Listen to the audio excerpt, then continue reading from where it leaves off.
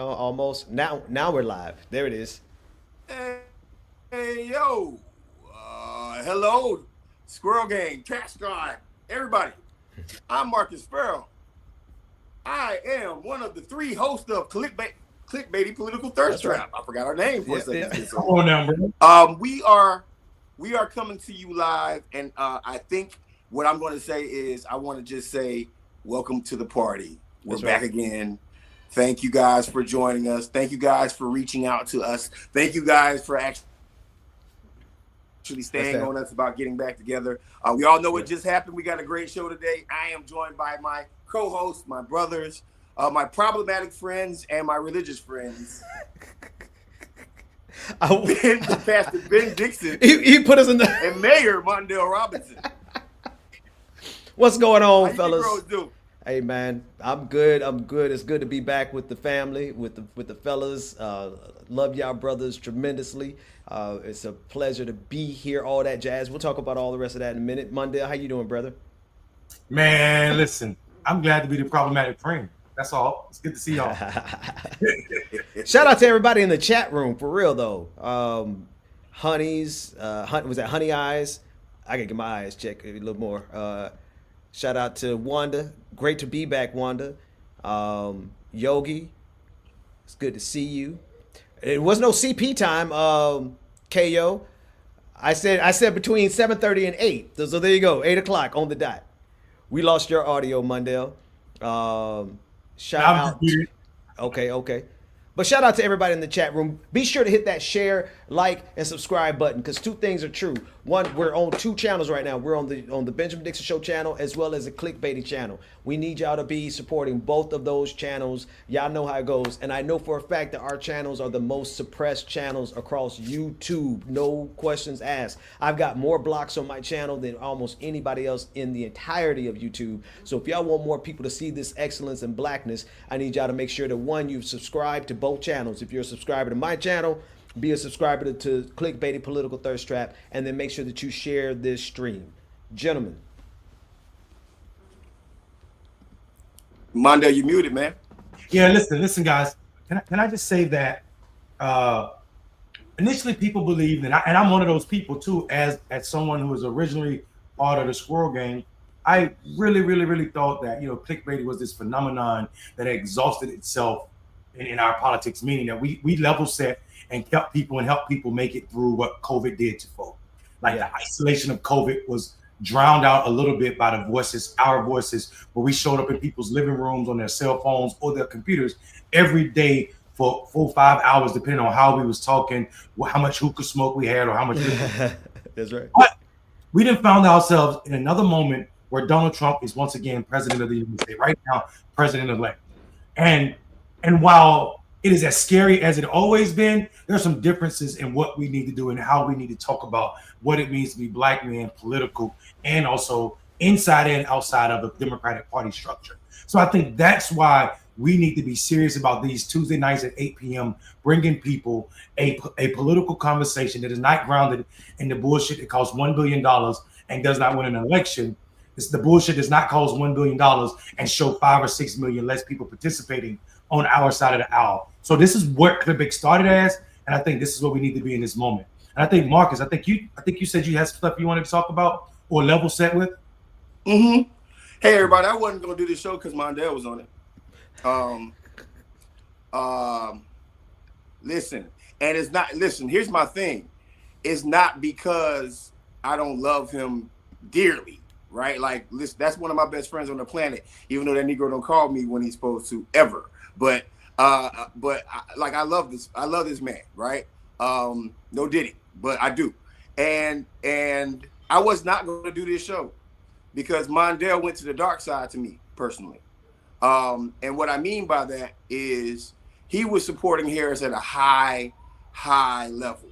And in my mind, right, just in my mind, that whole entity did nothing to earn black men's support. That whole entity didn't, and when I think about the clickbaity viewer and the messages that we have put out in the past, accountability, focus, and love for the black men and black community in general is one of our, and the left in general, is one of the main things that all three of us agreed upon. And tangible actions, like it was all, to me, it was almost like blind support, right? And I can't, like, and here's my thing. I don't want, like, me and Mondelle will fight, but I fundamentally don't want, my concern is I fundamentally don't want this to be some kind of neoliberal support the Democratic Party BS. That's not me. Now, am I a Democrat? Yes. But do I understand that the Democratic Party has not done anything to earn my support? No. So why during an election season, all of a sudden, magically, just because Trump is this threat, right? And I understand that he's a threat, and everybody knows that he's a threat. But my grandmama and grandpapa, my people enslaved, like were slaves, enslaved people. My people were sharecroppers. My people have gone through way worse than a Trump administration, right? And I don't want to dismiss the dangers of a possible fascist being in office, but I also don't want to blindly. I haven't seen them change, and I don't know what conversation that Mondelle had, right? But fundamentally, like, we probably could have did the show a month ago if I wasn't feeling the way that I was feeling about this situation, because I don't want to sell my people who enjoy clickbaity political thirst trap a dream. I don't want to come back and be like, yeah, you know, y'all were this, but now y'all trying to get that bag, or yeah, y'all were this and this, that, and the other. I do this because I want to give my political expertise to people, and my opinion to people that need to hear the truth about politics and where black people and the progressive left is and how Democrats operate. The last thing I'm going to say is, like, the last thing that I'm going to say is, my values, you don't just get me. This is my value. You just don't get me and my support just because somebody else is bad. You got to earn it for me.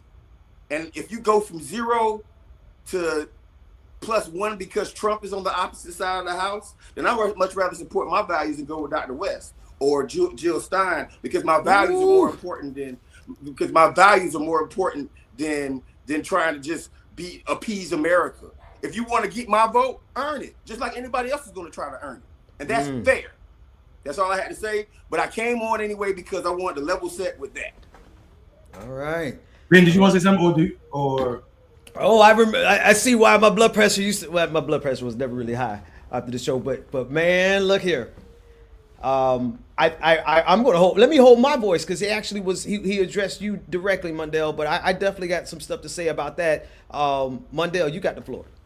Yeah. So listen, there's a couple things that are happening in this space in this moment, and I think the reason I didn't want Marcus to have this conversation with me on the phone before the show, and I told Marcus this. I was like, listen, bro, I don't think we, as people who are part of what was clickbaity and what is clickbaity, have the right to have this conversation without people out in the audience hearing it, because some people in the audience might feel the same way. But I also think I started in politics 20 years ago with one mission: making sure when I leave, or when I'm done with politics, that black people, in this case, where I find myself in this current moment, black men are better off than when I got in it, they are when I leave. So what I told Marcus was, listen, Marcus made a conscious decision that a lot of people in politics, when I say people, I'm talking about black men in politics, are trying to make. How do we figure out how to get the F out of politics? How do we, you successfully left politics. So the idea that I'm calling you with political questions or conversations like days of old didn't make sense to me. You said you divorced politics, so why I'm bringing your ex-wife to your door every day? So you're right. You in that sense, I hear that, and also understand why you don't know where I am. I hear that. Also, anybody that ever believed that I've been anything other than Democrat in my entire life don't know who I am. I am the most leftist Democrat on this planet. My mayoral campaign was super left. Does Kamala come close to where I am on my policies? Absolutely not. Would I rather have a Kamala president than a Donald Trump because I care about black people? Absolutely, hell yes. And I made a decision early on that I was going to provide as much information to that campaign and that effort to ensure that that black woman, what I was hoping, that black woman win the presidency, not just because she's a black woman, but because to me, I watched Donald Trump not just play in the face of black people, but offer death threats to us on a regular basis. That's right. And not just in the form of words, but in policies. When we said Black Lives Matter, Donald Trump said Blue Lives Matter. We also watched them being MAGA, we watched them say they were willing to disband and defund the FBI because they rated Donald Trump for holding state secrets. But these are the same people that painted the American flag blue and black in support of cops for choking a black man dead. So I understand firmly that the politics that we play in as black men is picking an opponent that's better to fight. To me, the Democratic Party with Harrison at the top of the ticket or an administration who would at least take my phone calls was a better opponent for black men to be punching at than Donald Trump, who is still currently saying that forget qualified immunity, we need full immunity for police officers, which truly translates to we need to give white men the right to kill black men at any gas station or any police stop that they want to. So anybody that believes what Marcus believes, I understand where you're coming from on the outside looking in. But anybody that don't understand that I'm still critical of both parties have missed the point, or you've not been following me truly. Because when Barack Obama said something at black men, I was the first person out loud to check Barack Obama while I was still acting as a black advisor for the campaign. And we should still note that Mondelle Robinson has never taken a check from any campaign at the federal level or the Democratic Party. I hope you don't think I was accusing you of that. I know you are. No, but he has to say that because the assumption is always that I ain't never took a check, but according to them, we've all taken checks. Go ahead and finish your thought, Mondelle. So and just to end up like so this idea that I don't cap for anything other than blackness, and in this case specifically black men, because I see us being drowned out, and people can say what they want to say, and they can call me what they need to call me at this moment. Nobody, and I'm not excluding anybody, gets done dirty like black men in politics. And I ain't excluding nobody. And that's the reason I stand up the way I do. So yeah, I mean, I was loud and out front for Harris in a way that I've never been for any candidate. But guess what? We would never get Black Male Voter Project or Mondelle Robinson will never get credit from the white women or the liberals or even black women as being super loud and supportive of this person. Even Marcus, you just said and articulated why you didn't want to do clickbait, our thing, when I was showing up for a black woman in a way that I've never shown up for any candidate, not even excluding Barack Obama, who happens to find himself as a black man. So what I'm saying, brothers, and also the clickbaity community, and also to Ben Dixon Network, because we're streaming there too, that I've never changed. I've never wavered. I am still more progressive than most people on the planet Earth. And I still believe that the Democrats make a better target to punch at than Republicans. And I stand by that. Ben, before you go, first off, before you go, let me say this right here.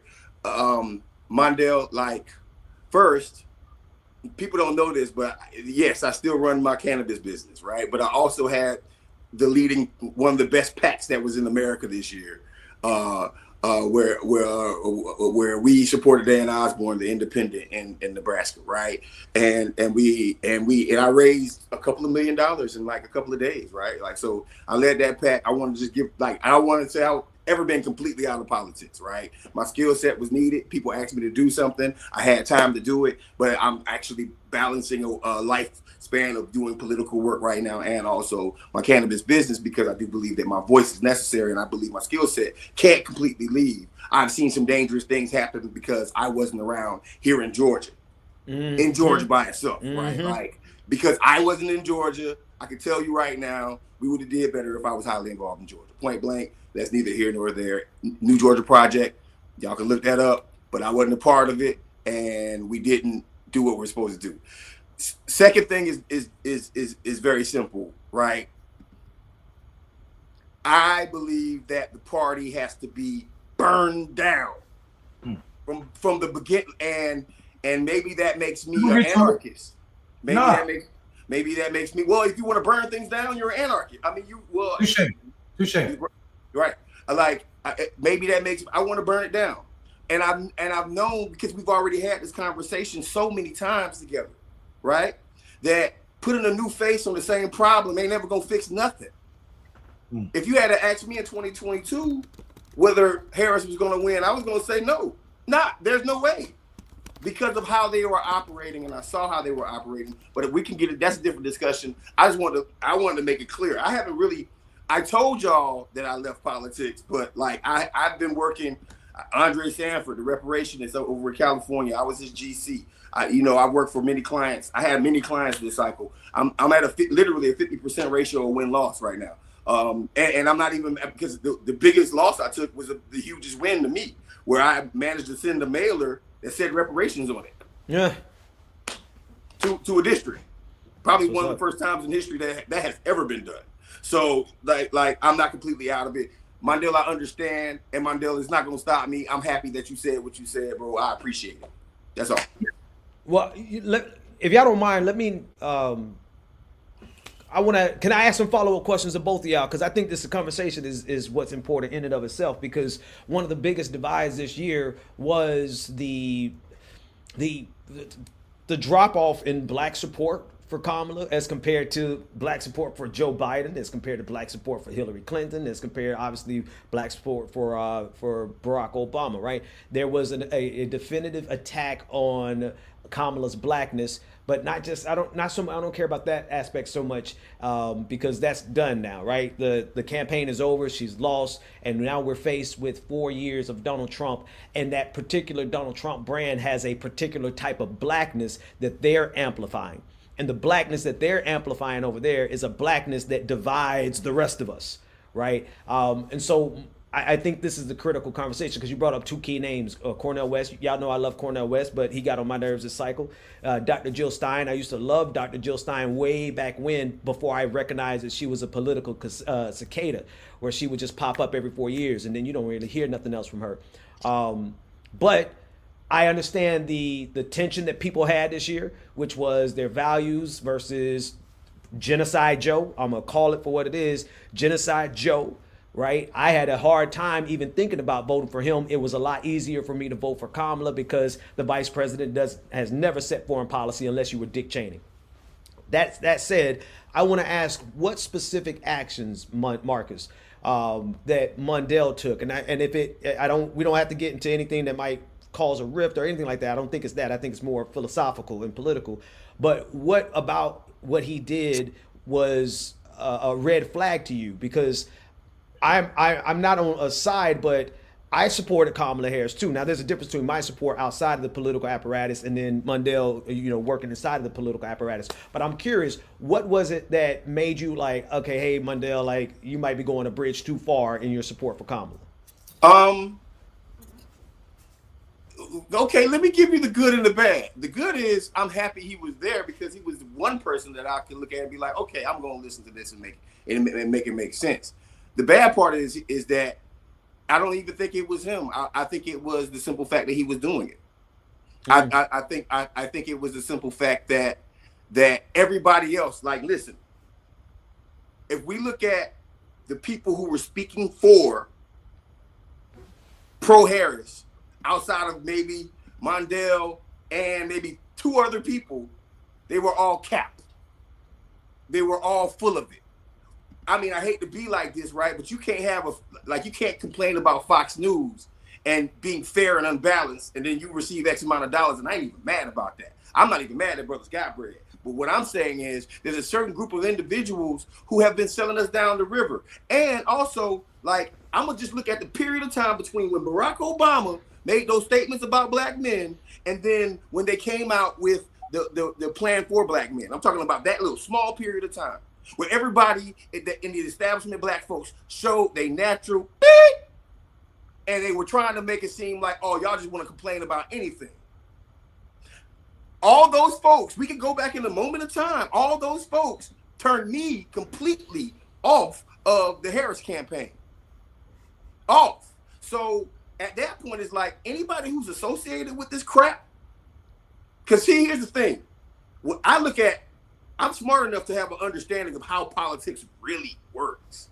There had to be at least 200 people talking to the Harris campaign, asking her, what the hell is going on? What are they doing? But then I find out who exactly is running the campaign, right? Then I find out that, oh yeah, you know what? Black media hasn't gotten any bread, even though there's already $1 billion in the bank account. Then I find out that I'm starting to find out this is a white ran campaign. Mm-hmm. So like literally just completely white and completely non real issues. And what I mean by that is, yes, they came out with issues, but the issues that have impacted the Black community, like, maybe I'm wrong, but like, we've been eating $15 an hour for 20 years now, and I didn't hear that campaign say not a word about poverty. I didn't hear that campaign say nothing about Black men until Barack said Black men. So my thing is, everybody who, like, I'm looking at this from a political lens, not even just the ethos, ethos lens. I'm looking at it from like a logos lens. What you know about the logos, boy? What you know about the logos? All right. If y'all want this conversation with our community to win an election, how come y'all aren't talking about the issues that will make people want to vote for you? That pisses me off. It was more so do what I say instead of, to me, it was y'all do what I say because it's the cool thing to do. It's the right thing to do, right? And this ain't Mondelle, because Mondelle didn't have a part. Mondelle wasn't saying that publicly, but because he was a part of that, I was like, oh, nah, man, I don't know about this. Like we all talk about campaigning. Me and Mondelle started this thing drunk one day talking about campaigning and politics within the community. And the same issues that we were talking about, because I watched that episode 2 days ago. The same issues we were talking about that day is the same thing that the Harris campaign did not do. Why would I want to, why? Okay, so obviously this machine is so broken at this point where, you know what? I want to see it burn down. I want to see it burn down. And guess what? I want to see it burn down, but I wanted to rise like a phoenix, or we figure out something else to do. Because it can't keep going this way. It can't, maybe I do know this for a fact. You got to go through your worst times before you blossom. Man, look here, man. But I'm raising kids in this country where they about to bring fascism in like a mug, man. I'm trying, and Mondelle, I'm gonna give it to you, but I just that aspect of it right there is like I respect what you're saying, right? But when I consider what these and y'all go, any of my church members who's watching, y'all just got to know when I talk politics, sometimes I slip up. These MFers, what they want to do to women, I got a little girl, right, who got to grow up in this system. What they want to do to Black folks, and this is the thing that drove me during this election. And Mondelle, I'm coming to you. What drove me in this election is Black folks who ignored what they were expressly saying MAGA wants to do. Right now, they're advocating for Daniel Penny to get off with murdering Brother Neely. Right? They're advocating for Derek Chauvin to get off and to get a pardon for what he did to George Floyd. They are literally advocating for the ability to murder us with impunity. Everything that you said is accurate. But for the system to burn down means that I'm going to be leaving my children in a nation that is run by fascists, and not only sexist, but men who say that they have the right to own women as property. And so for me, it's like I can't let it burn down. I can't watch it burn down because I got kids now. And then Mondelle. And Mondelle, I'm sorry, I'm cutting in.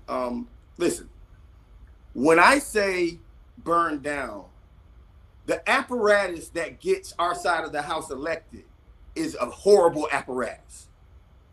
And it was never, ever, ever, ever going to stop being that apparatus. Ever. What I'm saying to you is, guess what? At some point, we were going to lose no matter what.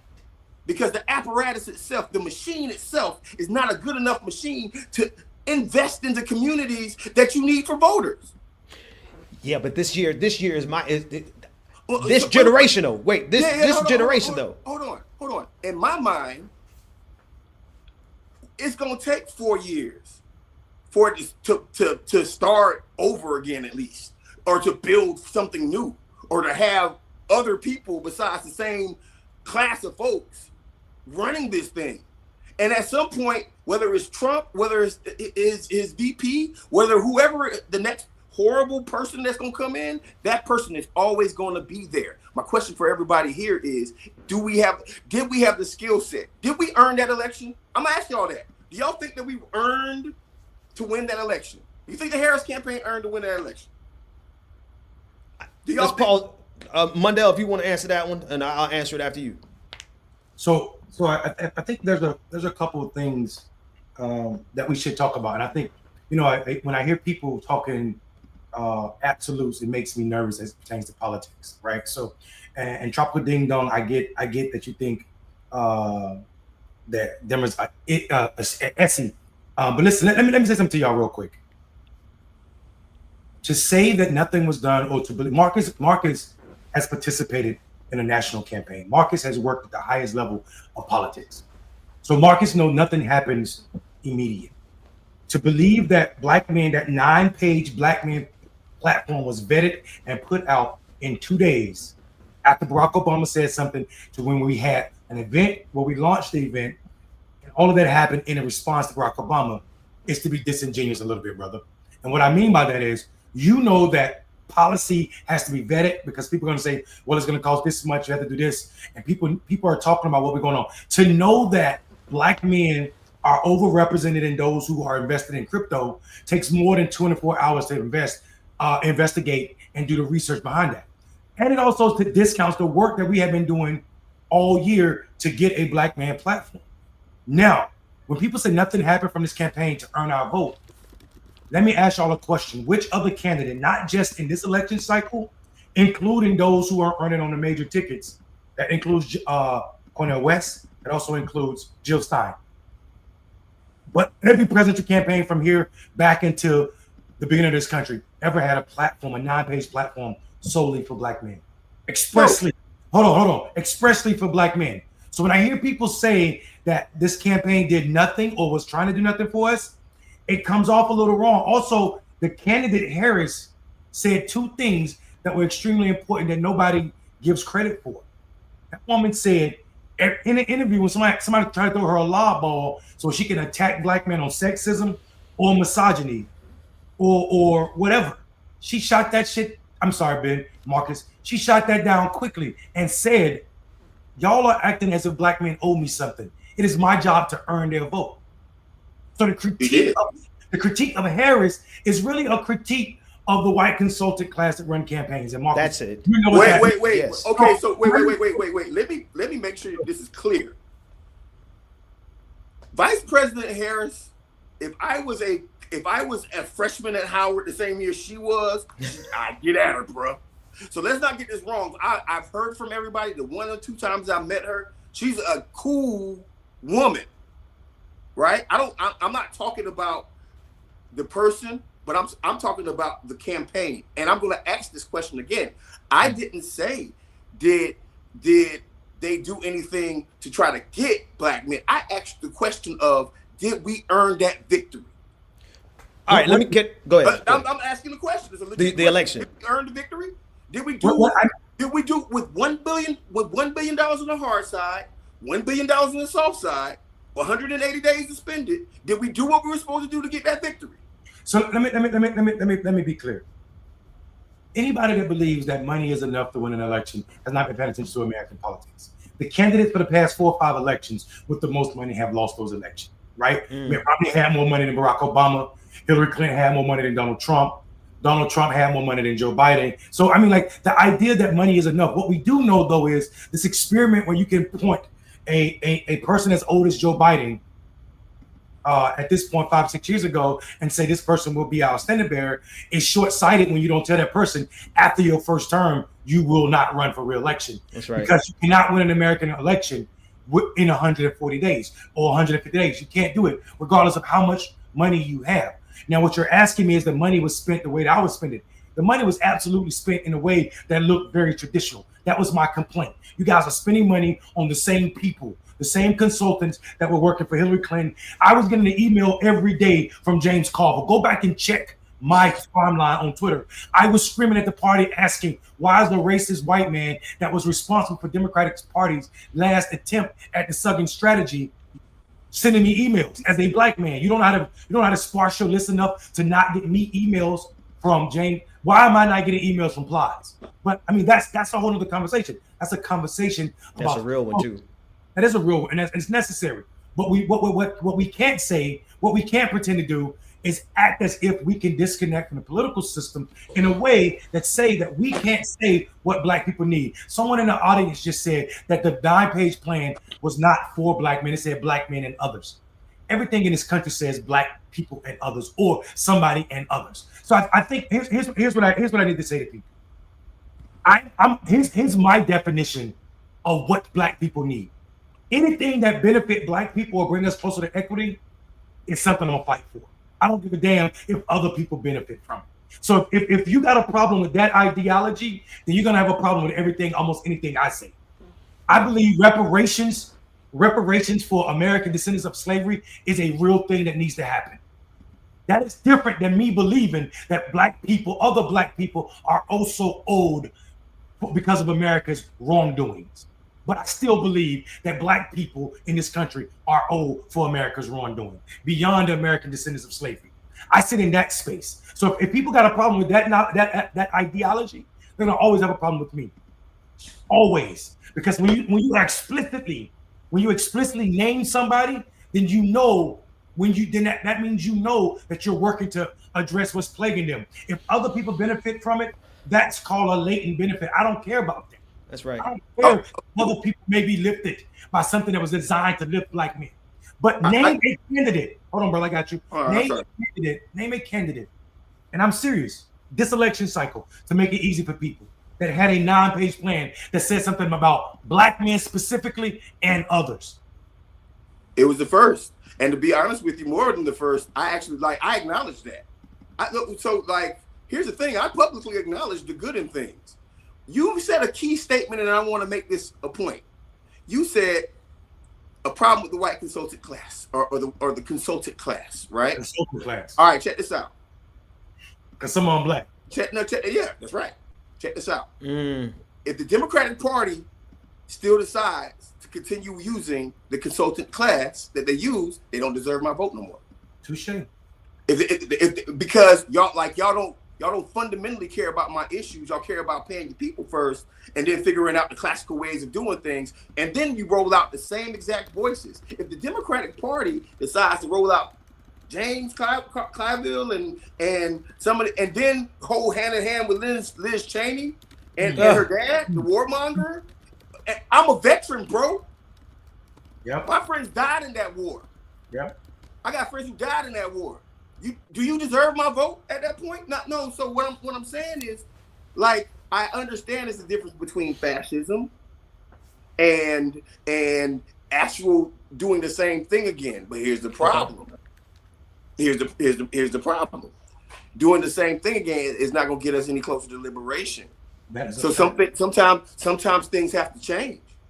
Sometimes things have to actually be a little bit different, a little bit more, like it has to start over from the beginning. If you decide over and over again to repeat the same mistakes, then you expect something to be different.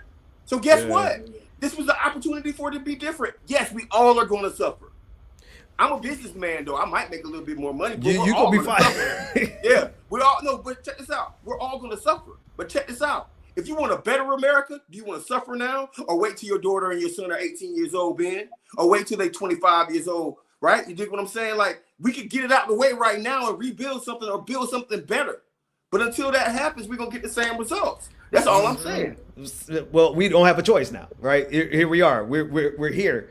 Because if you look at Project 2025, you look at the Kash Patel over the FBI. They've already made it clear that they're coming after the media. Like, they're going hardcore fascism here, fellas. They're not going no soft porn. They're going hardcore XXX fascism to tear apart everything they can to make sure that we don't get another chance at this in 4 years.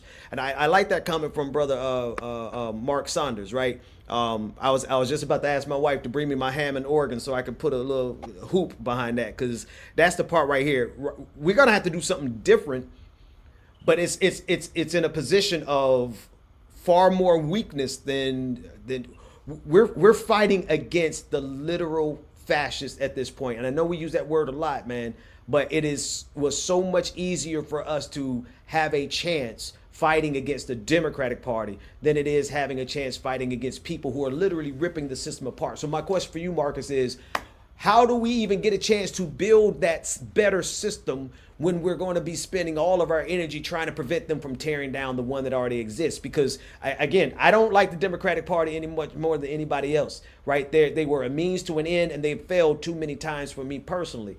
But doggone it, they're not just coming after Democrats. They're coming after everybody. They're coming after democracy itself. They're coming after our ability to vote. They're coming after the media, our ability to do what we're doing right now. So what is the strategy you have in your mind, Marcus, and then Mondelle, I'd love to hear you on it, in terms of how we actually, one, survive the next 4 years, but not just those 4 years. The MAGA deep state that he's putting into power is going to be over the FBI, over the Department of State, over every aspect of our election systems. And it's not just on the federal level. You know, he's got his little tentacles down in the state level as well. So how are we going to do both and? We all spent $40,000 on that cruise to take you around the world and come back in 4 years. Nah, I'm kidding, man. Listen. It's to me, it's like I implore my people, that anybody who's watching, and YouTube brothers, I implore y'all to not be scared and to know that God got our back. We are chosen people, and he ain't let us down so far. We got a long way to go, but we still got a little ways to go, and the fight ain't never over. And the reason why I'm saying that is we can fight and figure out the systems that, because if you think Trump is worse than what was going on in the 50s and we still managed to get our rights, nah.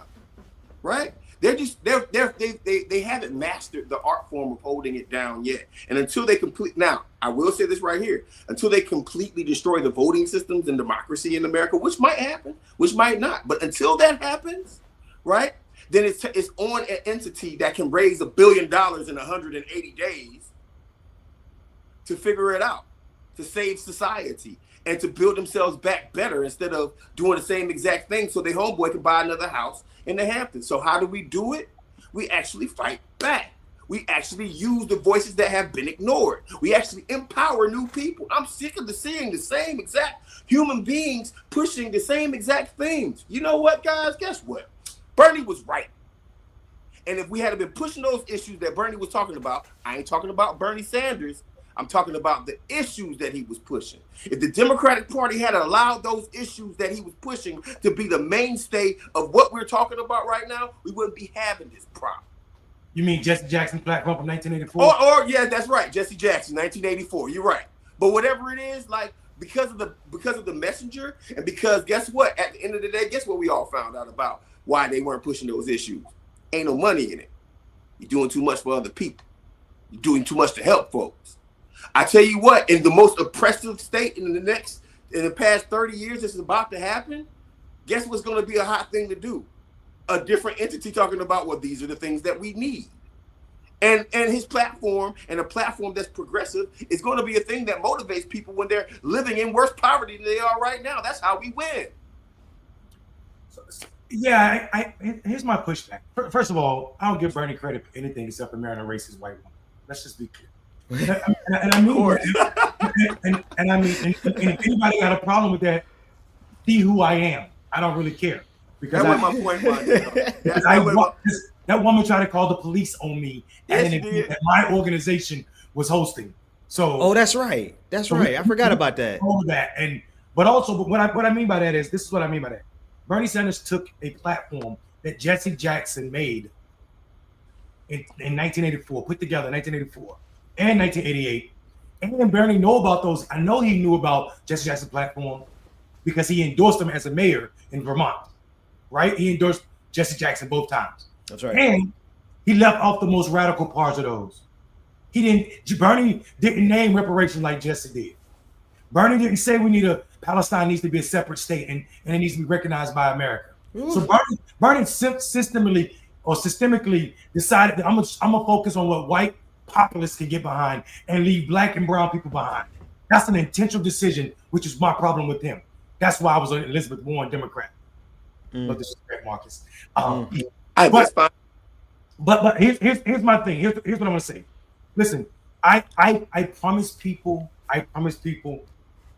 Marcus, and you know I love you to the moon and back. And not even America, not even Earth's moon. I'm talking about to Jupiter's moons, all of them, and back. But I'm telling you, there's a reason to be afraid. The world is convinced that people don't even know they say things that Donald Trump say and then start believing them. Donald Trump has a wonderful magic power to make people believe that whatever he's saying is true. Donald Trump has tricked the world into believing that he has a mandate, even though he has the smallest victory ever. He didn't even reach 50%. How do you have a mandate when 50% of American voters didn't even vote for what you were selling? That is not a mandate. It's not a mandate. Mm-hmm. I think when people are like, well, he got this electoral college. If you don't know that the electoral college is racist and it's an invention and how it was created and the way it still represents, then you are blind to American politics and you shouldn't be talking to me or at me, because it is simple to know that there's no reason the electoral college, he didn't die. See, that's the problem. We're talking about leave that point. Go back to that point if you don't mind, Ben, from 6. Here's where we are in our politics. We are still counting votes, people. So "got" is the wrong word. Getting. We don't even know where our election is. This is my problem. This is why I didn't want to do from Black Male Voter Project standpoint or from my point. This is why you've not heard an election result analysis from me, because everybody's talking about exit polls.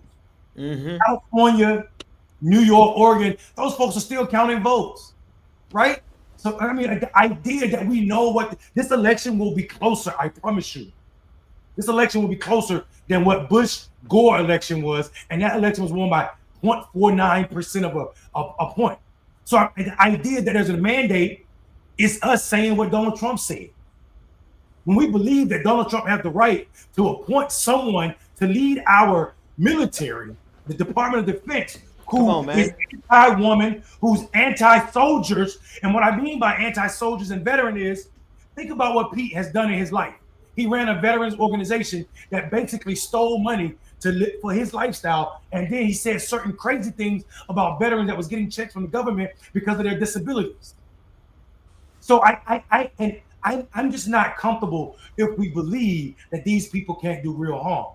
We're sitting here talking about Hunter Biden's being pardoned, and we definitely should get to that because it was toxic for Biden to tell that lie, being pardon his son. But we ain't say nothing.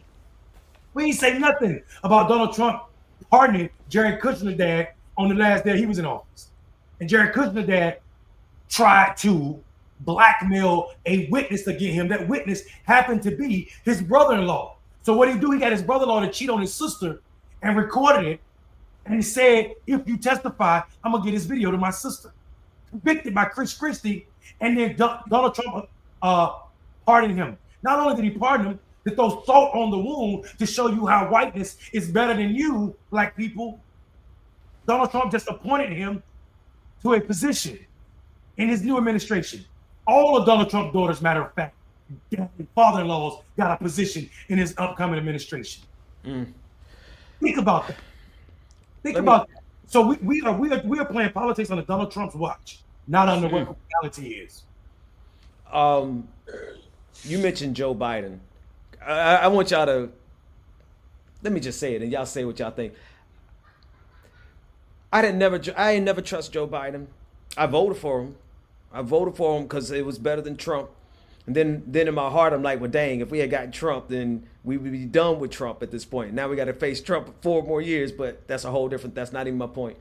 The 4 years of Joe Biden, I saw him send Kamala Harris on wild goose chases in terms of how she was presented to the world. I don't think they ever gave her a decent task to go out there to end up pulling the carpet from underneath her feet.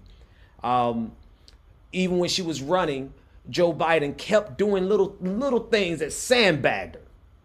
Pissed me off, right? Then Joe Biden stood side by side by Benjamin Netanyahu and watched and exterminated all those Gazans. Joe Biden, to me, represents the most evil aspect of the United States of America, second only to or probably equal to what Donald Trump is getting ready to do. Marcus, from this perspective, I'm with you. That aspect of the Democratic Party got to die. We don't got no choice no more, right? We just staved off destruction as long as we can. Now we're heading headlong into destruction. But my question for y'all is that I honestly think Joe Biden set this up this way, man. That's why he didn't step. He knew he wasn't supposed to run again in 4 years. The team around him knew he wasn't supposed to run again in 4 years. But they put him up there anyway. And I feel like he was complicit with this. I don't feel like it was just a mistake. I feel in my heart of hearts that Joe Biden, and I ain't been able to say this publicly, so I'm going to say it with y'all. I ain't said it on Twitter yet because I'm going to let all the Democrats get it out of their system because they still super loyal to Joe Biden. But if you ask me, Joe Biden is equally as complicit with the downfall of the United States of America, with the rise of Donald Trump the second time, and with the loss that Kamala Harris just got for many reasons, including the fact that he waited so long to get out of the race, and including that when she did get in the race, he sandbagged her all the time, wearing a MAGA. How you gonna go into an event and put on a MAGA hat and think that's cute? How you gonna get out there and make statements that make Kamala look crazy? So from that perspective, I feel like Joe Biden has been on the side. And here's why, deeper than that, deeper than just the politics, because this is a white supremacist system all across the globe.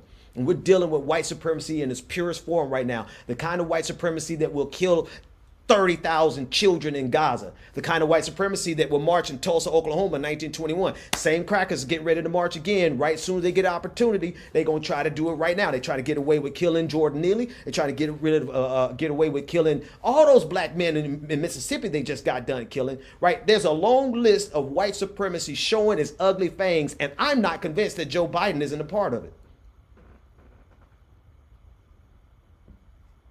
That's all. Go ahead, Marcus.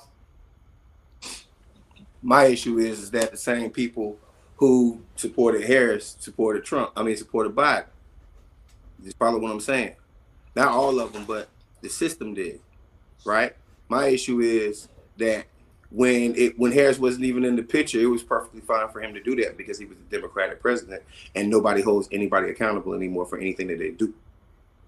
So my issue is that not that they do it. My issue is that there's a consistent system that we're expected to support at a high level where people ain't doing right by us.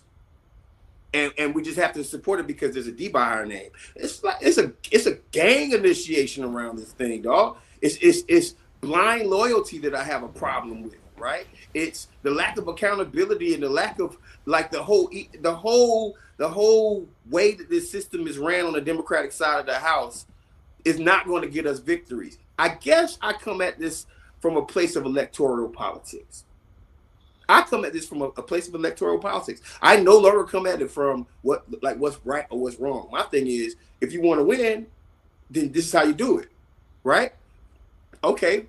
They got a new word that came out a couple of years ago that has been around for a while. They call it deep organizing, right? Right, this whole they use that word, but you know what hasn't been done by anybody, probably besides Black Male Voter Project and a couple of other organizations, but not nationwide. Nobody goes and knocks on doors and asks people, "Hey, man, what are your top issues of the district?" Right? Because they would have found a very easy pathway to victory. The problem is that what people respond with ain't what people are trying to do. Mm-hmm. Right? Hey, man, I need a jobs program. Hey, man, I need higher wages. Hey, man, I don't want these hospitals to close down. Hey, man, so my thing is, this is why I get so upset about this thing. Man, the Harris campaign rolled out every celebrity on the planet, paid a whole bunch of money for him, right? A whole bunch of money for him. At least they could have gave him some talking points to go with about, aren't y'all ready? Beyonce saying, aren't y'all ready for Harris to give us $15 an hour? Yay! No, they're playing games with us at this point. And as I enter my 20th year of politics myself, they're playing games with us. Wow. And I'm sorry, guys. Like, I'm old, I'm crusty, and I know what's wrong. And they don't want to do what's right. Point blank. So the blind loyalty part is my problem. It's not that the the president did what he did, right? The problem is nobody called him out as soon as he said, well, I'm running for re-election. Nobody said anything about that doggone DNC convention, which I personally have a problem with because I am a Bernie guy, right? Like, so, like, and how things kind of went down. And I understand that that's the way it goes, but like like pushing people out of a primary against the vice president, against the president initially, like not letting anyone have any, this is not democratic. And now guess what we got? Not democratic. That's what we got because we weren't being democratic on our own side of the house. And I'm not like, listen, I don't hate nobody, but I'm tired of the way that the system runs, and we can't keep doing it this way. And from the moment that the re-election bid for Joe Biden started, that was my problem with all of it.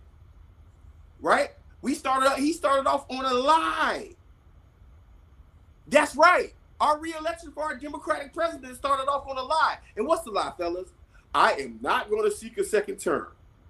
Well, see, that's what I'm saying, though. The fundamental. There's two. I see about three fundamental problems that I think we address tonight, and y'all and Mondelle, you can take it from there. I see the Democratic consulting class, which is overwhelmingly white, and there are some speckles of black in there, right? To me, those are the people. I don't even think it's blind loyalty so much as some of them are, but it's like loyalty to that check. Because they understood if there was a primary and he lost a primary, then there was a whole infrastructure of people who were very powerful with a lot of money who would have been replaced. Those are the people who are like, heck nah, we ain't letting nobody, we gonna run again, Joe, we gonna run again. And then we end up losing because he stayed in the race too long, right? And I feel in Marcus and Mandelle, y'all can tell me this, I feel like part of the conditions for Kamala running was to inherit that structure, at least some of them. I feel like she took a lot of this Democratic establishment because otherwise they weren't going to force Joe out. They were just going to leave us out there to look at crazy with Joe Biden out there fumbling and bumbling and senile, right? And so part of her deal, I feel like it had to include some of those same white consultants that we've been talking about for the last, how many years now? 4 or 5 years. Y'all been talking about it for even longer. So that's number one. But the second thing is the thing I'm pointing out. Joe Biden himself was a problem because Joe Biden has been lying to a whole lot of people. I don't care. I don't personally care about the pardon, except the fact that it's just another lie in the docket, right? It's just I don't really care about it one way or the other. But I'm like, well, dang, Joe, you really looking crazy because you out here straight lying. So it's the consulting class. But I think Joe Biden not only is the leader of the party, but as a mainstay in the party. Like he been in that party since Jesse Jackson ran the first time, right? When he been there forever. So he's a mainstay. He's a long trend in the Democratic Party, and he has been bringing along with him all of the same baggage. I don't believe Joe Biden, not only for what he said in terms of the lies and the pardon and the lies and everything else. I just don't believe what he's saying in terms of white supremacy. I know he did that speech, and I gave him credit for that speech when he first got elected, and he called out white supremacy. But at the end of the day, man, he's showing his white supremacy. He's carrying out that white supremacy. So you got the Democratic consulting class that is a problem, and those are the folks that got to be replaced immediately because Joe gonna die and go away. He gonna go, right? But then that Democratic consulting class is gonna stay there. My concern is not only them, but it's also that lone line of ties to whiteness that is showing its head right now in the form of Joe Biden, which is another reason why we lost. I think, listen, for me, I do politics every day. I'm a mayor, plus also Black Man Voter Project. And what I see is, I think, I don't think a lot of people are honest about how childish our politics is. Like in America, you can tell lies. Like Donald Trump can only be elected in America or somewhere in Europe that's trying to get back to their racist history. Everywhere, when I'm traveling, everywhere I go, people younger than me and older than me say the same thing. What's wrong with American politics? How are y'all taking Donald Trump serious? And for me, that's an entire systemic question. Our media is broken when we give him so much free time. Thank you, honey. I think for me, I sit back and watch what is American politics, and I'm disgusted.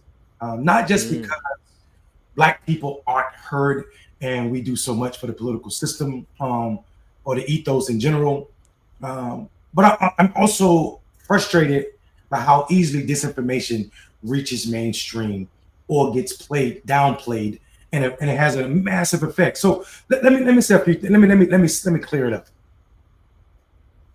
Donald Trump does not exist but for America's unwillingness to recognize white supremacy. And I'm not just talking about white supremacy in the form of Klan hoodies. I'm not just talking about white supremacy in the form of Confederate flags. I'm talking about white supremacy where you redline black communities. I'm talking about white supremacy where um, you codify killing black people younger than anybody else, where you allow cops to kill 14-year-old kids, 13-year-old kids in the playground, on the playground with toy guns. I'm talking about white supremacy in the form of belling up for white men in the political system in general. I'm talking about white supremacy in the form of black people that advocate for ensuring that white people's emotions are never stamped on or impeded upon. Those people are raised up, not those who criticize the system in general. So Donald Trump doesn't exist but for Barack Obama's politics. Donald Trump does not exist but for Nancy Pelosi's politics. Donald Trump does not exist but for Carville, Clinton's, both of them, and also the Republican Party, and also all of the run-of-the-mill racism. All of that makes Donald Trump a reality where you can lose an election and come back and win. You didn't win because more people thought that your idea or your ideas were better. You won because people that look like us or that see the world like us said, this ain't for me. This being American electoral process. Donald Trump didn't get more votes than anybody else.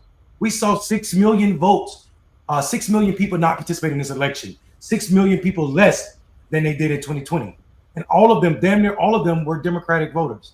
So there's no increase in black people. So when people are talking about their increase in black men weren't older black men, it was younger black men, that's not grounded in facts. You're not talking about raw numbers. You're talking about percentages, right?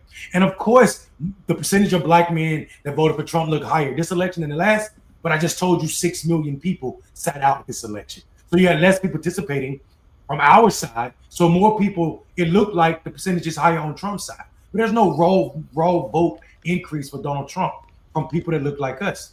But it is a raw vote increase from people that look like us telling the party that what you're doing is not working. And the party I'm talking about is not the Republican Party, it's the Democratic Party. And the Democratic Party, somebody said that the pardon of Hunter Biden was the right choice. Maybe it was. The pardon power of the president is far and long. But the optics of it, come on, you, sir, being the author of the 94 crime bill, don't have the right to only pardon your son when there are thousands of black men sitting in jail for nonviolent drug charges in federal prison. So so this is why I reserved comment on the pardon, because it ain't been his last day. When January 19th come and none of those black men that are in federal prison for nonviolent crimes are not pardoned, then Joe Biden, his legacy is not that he was vice president for a black man and president with a black vice president. No, his legacy becomes his role is in white supremacy and how he sat calmly and played his role for the prison industrial complex. For how many years? See, I mean, Marcus, the funny thing is, I don't think either one of us are really literally like separated from you, but even by that much. Because how many years did Joe Biden? Oh Lord, see, how long did this nigga play the long game? This cracker, let me call him properly. He played the longest game possible to carry out and execute. This is how I judge whether or not who you really are. Who you talk to at the end of the night. Who's the last person? And I don't mean Jill Biden. I'm talking about who he on the phone with at the end of the night talking about his truest beliefs. You think it's a black person?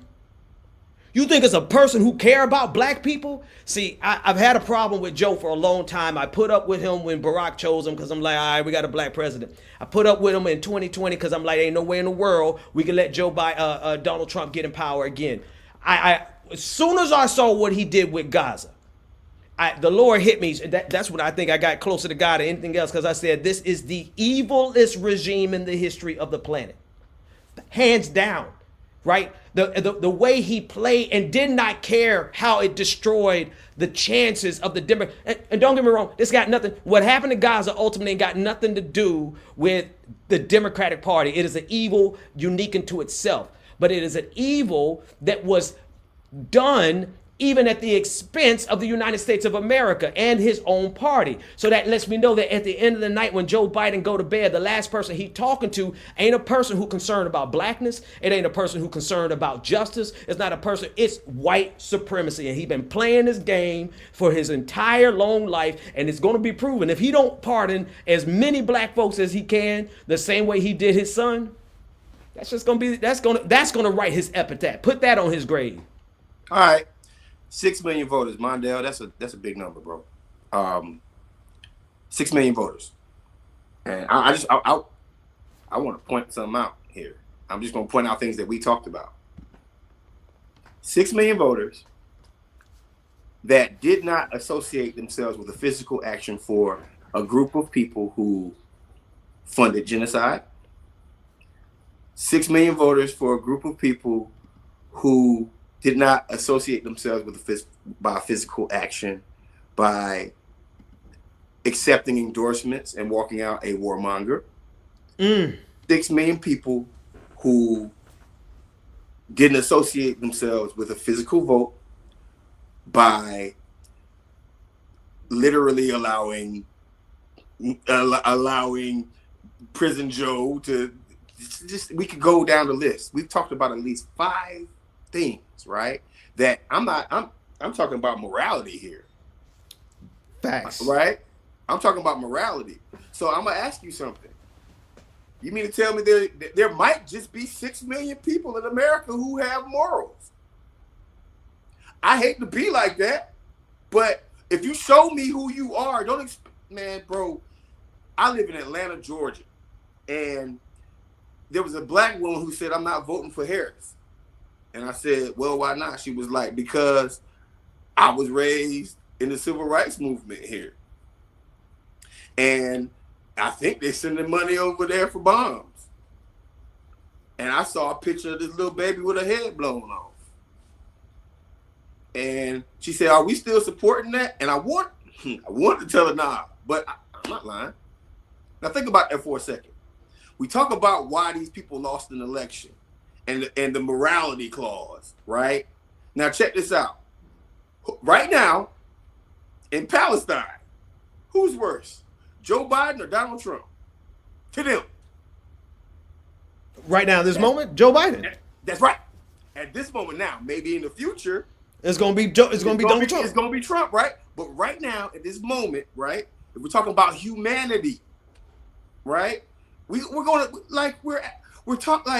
wondering why we lost this election, and it's so blatant that it's almost like I keep going back to, and y'all think we deserve to win that? Y'all think we deserve to win? We didn't deserve to win, but we needed to win. Okay, you know why we needed to win? That is it. That's what needs to start being said a lot more than the thought process of we didn't deserve nothing. Right? We didn't deserve that. Like, there's poverty in America that wasn't talked about at a high level. That, guess what? Those people are registered voters. People in poverty are voters, believe it or not. I know when I was in poverty, I voted. Right? So how do we match these things up? And then when it comes down to Hunter, the only thing I gotta say is, man, free the dope boys. Free the dope boys. I want all of them free. Free the dope boys. Mondelle, no, go ahead. Go ahead. No, go ahead. You got it. No, because what I was gonna say is, here's what bothers me, right? We black folks as well as Gaza, right? And I know a lot of people. I've seen some people say, well, "What's going on with Gaza is happening to Gaza." No. If you are either you might not even be a kingdom citizen, but if you are a kingdom citizen, if you are a person who believes in God, then what's happening in Gaza is just as important as what's happening in Sudan, what's happening in Congo, what's happening everywhere, is what's happening in Pompano Beach, Florida. Like, it's all of it is interconnected, right? What burns me about this catch-22 that Kamala was in, as well as the rest of the world, the entire world was in this catch right here. You had the horrible, which was this establishment, which was Joe Biden and his complicity with what's going on in Gaza. You got the horrible, and then you got the worst. And because our morals made us at odds with the horrible, now we're literally about to get the worst. Go ahead, Mondelle. I don't know if you got it. Before I do, can you put up a liberal goddess comment? Liberal goddess. Oh yeah. Also, Show King, just know that I'm gonna cook your ass. So don't think. We ain't been going that long where you know what happens when you crack jokes. This is still a very self-righteous, male-centered convo. You know what? Yes. Hold on. Marcus, hold on. Let me cook real quick. We can't charge ever- I don't know if you are a person. I don't know if you're thinking about Clickbaity. I don't know if you're a follower of Ben Dixon's show, but I do know this level of ridiculousness about this conversation is part of the reason why we lost. President-elect. This level of stupidity is part of the reason. It's part of the reason Donald Trump is president-elect. The idea that the only space that should be centered are your spaces. That's what you're saying. You only care about where you belong. We're not. Nobody's over here being misogynistic or anything. We're over having a conversation that is adequate to our lived experiences, which is why Clickbaity was created. Because no space in American politics is safe for Black men. So don't come over here with that, because you're in the wrong community. And I know damn well we ain't been going that long where you don't realize that we ain't the people that you talk at like that.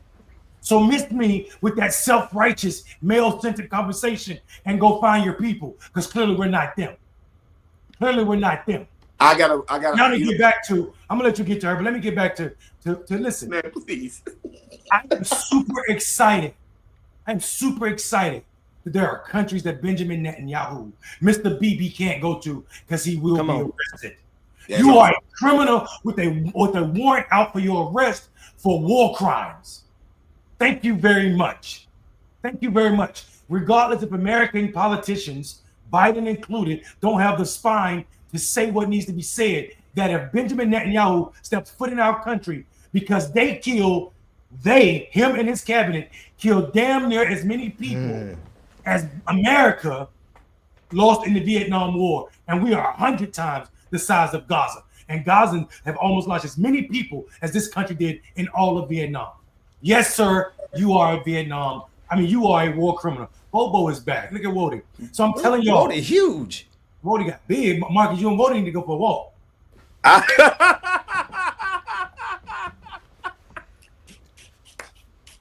I'm gonna leave this comment up for a minute because she's lying.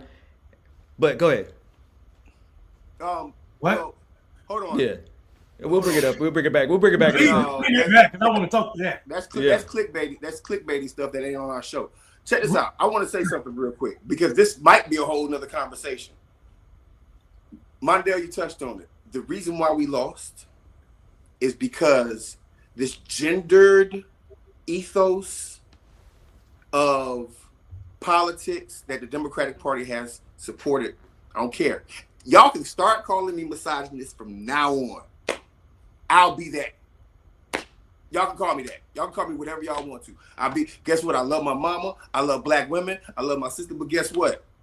You know what it is? I'm going to tell you something. Black men got to be the only men in society that are asked to not be leaders in their own community. Follow what I'm saying. Black men are asked in real time to not be leaders in their community. Now, guess what men do across the world? I'm not trying to have gender fights or nothing like that. But guess what men do around the world? Protect their families. Now, you might not have had daddy in your life. My dad wasn't in mine. But guess what? My job, if I have a family, Ben's job, if he has a family, Mondelle's job, if he has a family, and they do have families, is to protect their families. Call me misogynistic. I don't care no more because I'm tired of playing this game with y'all. And I'll be the one to say it. So folks want us to be quiet, shut up, sit down, not have any conversations. And why aren't you centering Black women? Because we're not Black women. This show is to protect the Black community. This show is to protect our ideology that's going to get us really free. So if y'all want to call me whatever the hell you want to call me, go ahead and do it then, cuz. I don't care. What my man say? I don't care no more. I don't know if the fence was designed to keep our ass in. Listen. Go ahead, Ben. No, I can see. I defer with you guys just a little bit there, right? Just a smidgen. Not 99%. I'm with you, right? First to the comment, to the Libra goddess comment. How's this conversation male centered? Just in terms of what we're talking about. It's not. It's not. Because it really, like, literally, like, I'm asking that genuinely, because I'm a firm believer that the patriarchy got to die. I think it needs to be slaughtered, cut at the throat. I didn't wish death on Tariq Nasheed, but I certainly wish death on the patriarchy. But how is this conversation?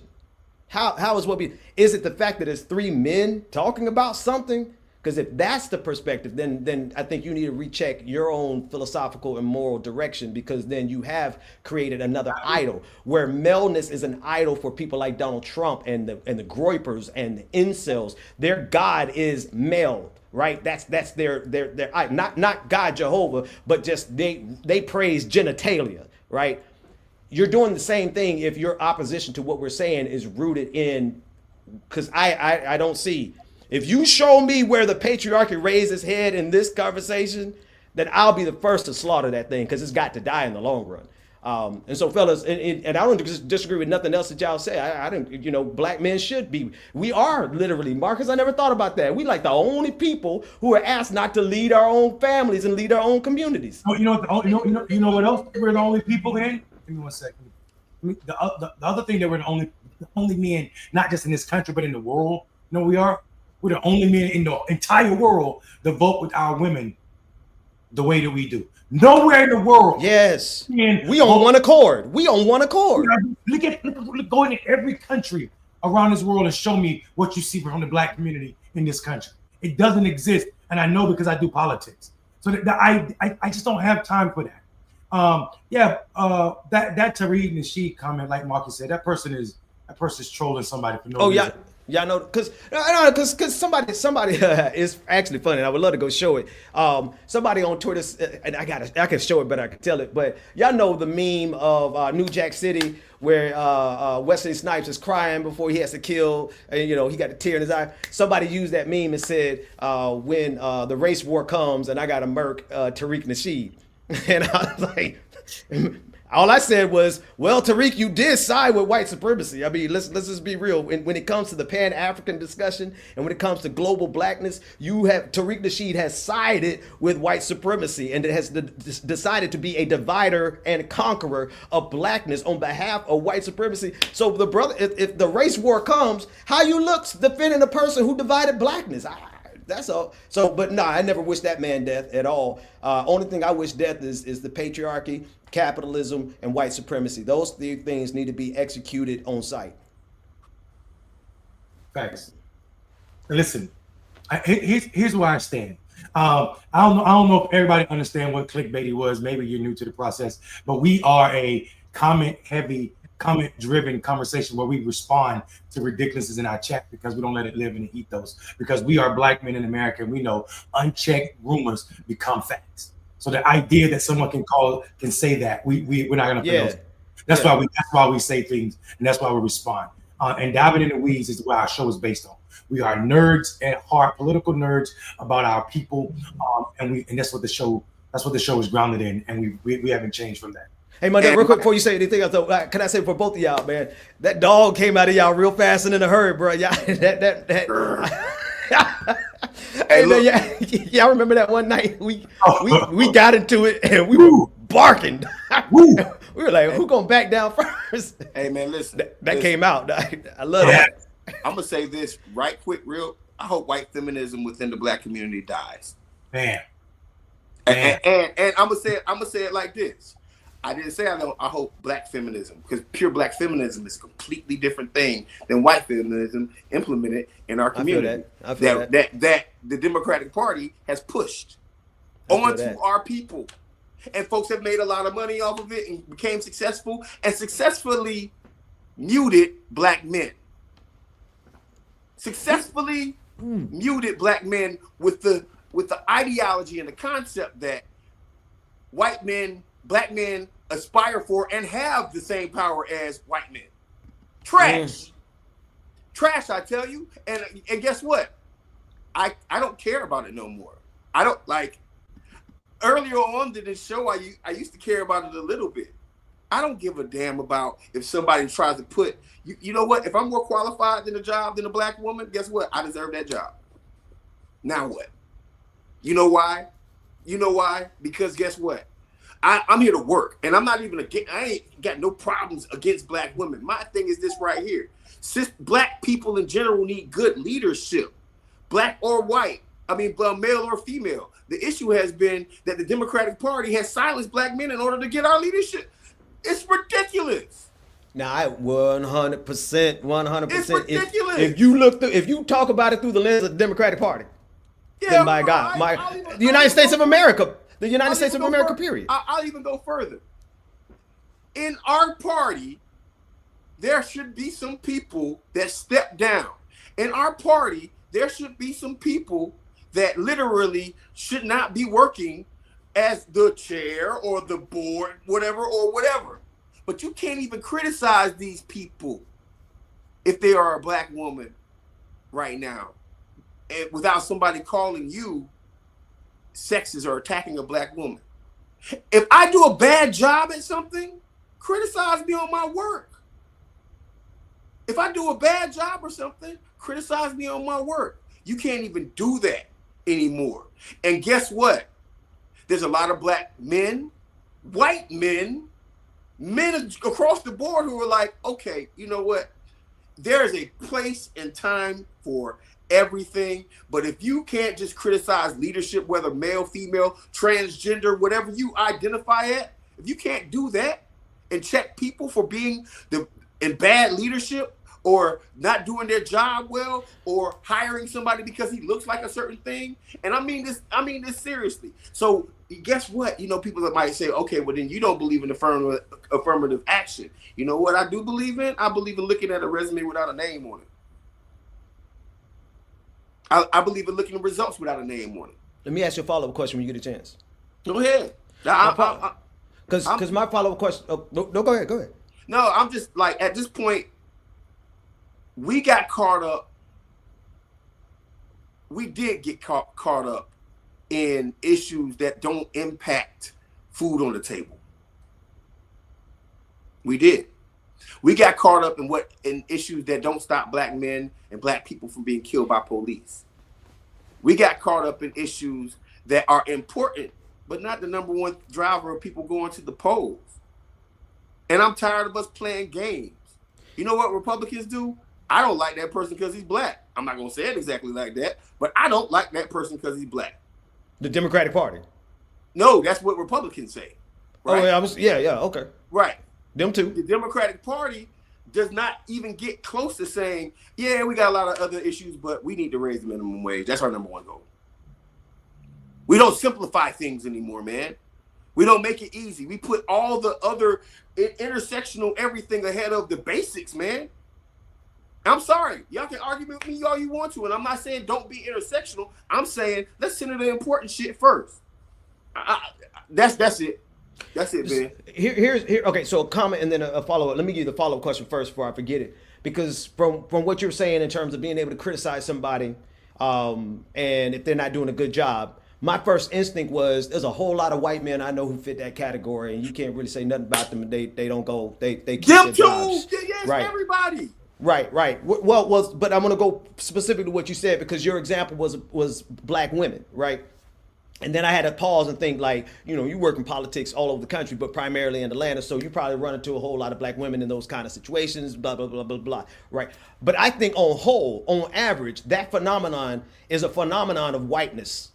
Because there's no greater example of non-meritocratic gains than white men. Let me just close with this. Okay. Because black women have always been taught you got to be twice as good to get half as much, right? Listen, so here's what I'm saying.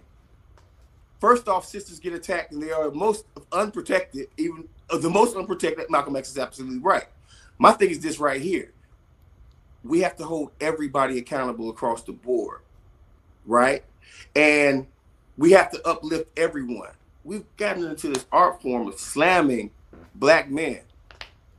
Yeah, we the universal punching bag. Yeah, we have gotten into this, and to be honest with you, guess what? Who's the main culprit doing it? Y'all don't want to have that conversation right now. In terms of what? Attacking black men? The main ones that slamming us within the Democratic Party. Our sister, man, I need sisters that are in these communities that are actually doing work with us to start actually speaking up and being a part of it and protecting us in this environment a little bit. I do. I'm not lying to you. And I also think that we need to really check these white boys who've been in it. That's the consultant class. They've weaponized black women. And they've used them and haven't given them nothing. I mean, they're sisters, like we got the Kim Carters in the world, Daria who's running America Vote. Insane. So they're sisters in the world, like, that are for real, Adrian Shropshire, that truly care about what happens to black men. So I think. Can you name some that don't know? Hold on. Hell yeah. Right, okay. What I'm saying now. Hell yeah. We ain't gonna do that. We ain't gonna do that. Wait. No. Mondelle, this is important. This is important. And there's more of them than there are of the ones that will protect. Well, here's what I would say. I would say that is that yet true or not? Here's what I would say. And I think this is the message that Ben was trying to make. Whoa, put your hat back on, boy. Quickly. Put your hat back on, boy. You like who need? Yeah, that Malcolm X before. Nah, there wasn't no Malcolm X. No, before he got when he was in prison. No, what was the 5 heartbeats? Y'all ain't nobody come to see him. Ain't nobody come to see you, Otis. Oh. Nah. Go ahead. What I want to say is, I think that the idea that it's a white phenomenon is something we should ground it in, and we should remind people that. Cori Bush is a victim of Jewish money. APEC. People don't want to hear it. APEC. And they use a black man to run against, so they spent more money on this race than they ever had before on any race. How you gonna be black and let yourself be used by APEC to attack another black man?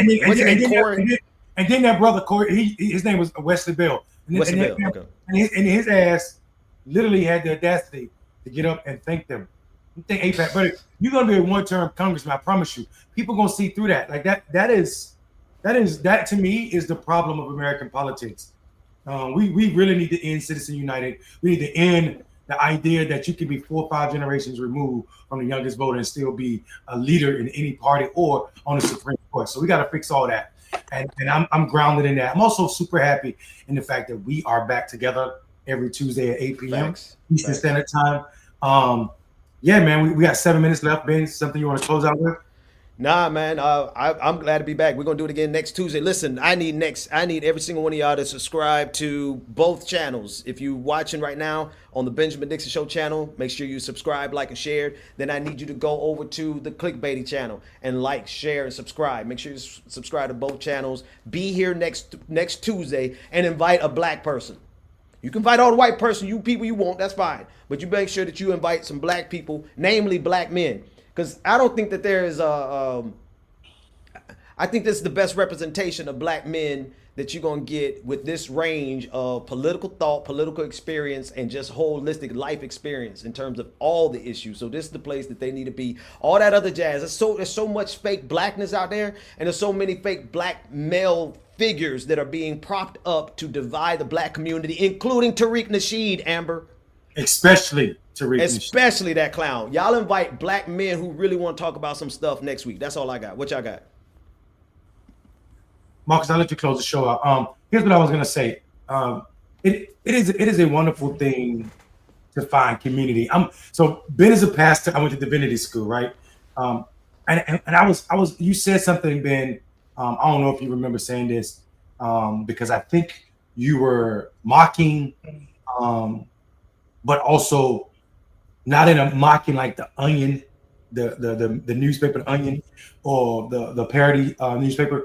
But I think you were mocking how ridiculous you have to be to suffer from the mega mind virus. Yeah, right, the mega mind virus. But you said something. You said a word in that commercial for your new book, and you guys got to download that book. You said burden. I don't know people, and I'm not saying everybody believe in God, but those of us that do believe in God, that burden he's talking about is love. Yeah. He's talking about this love like say hello, how you doing? I'm talking about the burden of love is heavy and big because it requires you to make sure that you're doing for the immigrant, or Yeah. as the Bible said, the alien. You're doing for the least amongst us. Those are the poor. Those are the homeless. That's poverty politics that Marcus mentioned earlier. That love requires you to ensure that people that are ostracized are not done so on your watch. And in that sense, America and our politics are the least Christian nation I know. Come on, man. It's Um, antichrist. Antichrist. And I think the re-election of Donald Trump just put that back. This is why it was so important that we brought this voice back together, and I didn't want to stop trying. So, boys, we are back For sure. We got to do it. in the year of our Lord. Ha! 20 and 24. 2024. Hey, thanks everybody for watching Clickbaity Political Thirst Trap. I appreciate every single person who joined us. Make sure you like, subscribe. Some of you guys are still giving to our Patreon channel, so I don't know, it's like $25 a month, I think, that we're still getting. Listen, folks, it's important that we not only center new voices, right? I'm very proud of Mondelle. I'm very proud of the continued work that Ben has done. Bless you, brother. Holding it down. I've kind of been like the absent person when it comes down to seeing my face anywhere, right? So I'm gonna say this because I plan on coming back for a while. I didn't know how, but I was planning on coming back for a while, and I much rather do it with my brothers than anything else. But it also is on us with a little bit of more conversations, and you guys who are watching, to share this and say that this is the #1 political show in the game, because it's been that. When we get together, we're kind of unbeatable. We might take a topic and veer off track, but we're going to have fun. We're going to be honest. And to be honest with you, there's not 3 free black men talking like this. Nope. It's not. And you know, I keep hearing people say we need a Joe Rogan of the left. Nah, we don't really need a Joe Rogan. You almost made me cuss. But I do think the left is missing black men.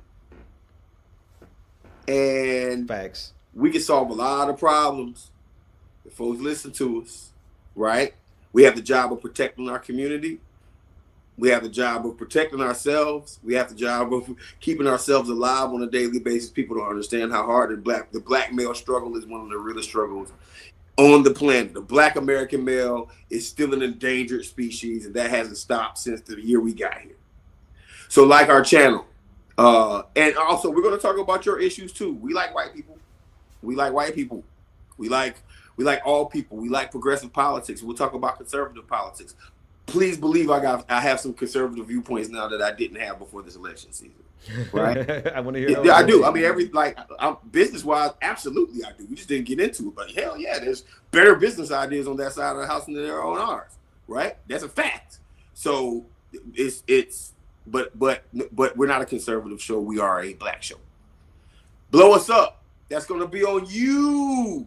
That's right. And what he means by that is take your favorite portion of this, go rewind it, record it on your phone. You ain't got to have no special software no more. You just open up your phone, watch that section again, clip that, and share it on social media. If there's a part that you liked, share it. If you don't have the technology to do that, click the share button, like it, subscribe. Invite somebody next week. I'm gonna do y'all like I do at church. Don't come back till you bring somebody with you.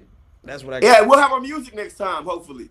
Yeah, we're gonna level up next week for sure. Also, guys, people in the audience, don't forget to clip some things from Ben and Marcus. I know my favorite. I happen to be y'all favorite, but make sure y'all clip something from Marcus.